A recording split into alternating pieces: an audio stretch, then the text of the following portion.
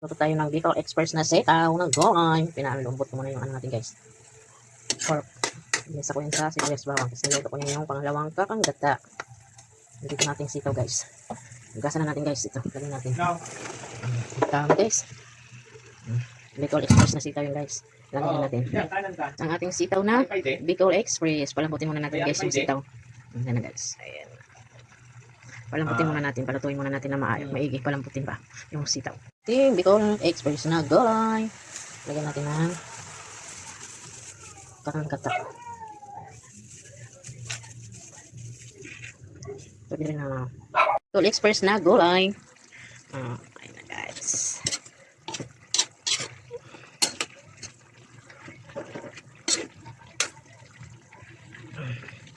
Kain na na. Bicol Express na sitaw yung ulam namin. Ubos na yung ano niya, sahog na babs, na pork. Kasi ang patikahanin niya na lang. Ayan, sige, kumain ka talaga ng gulay. Imaginin mo na lang na chicken cubes. Ay, chicken. Pili. Chicken cube.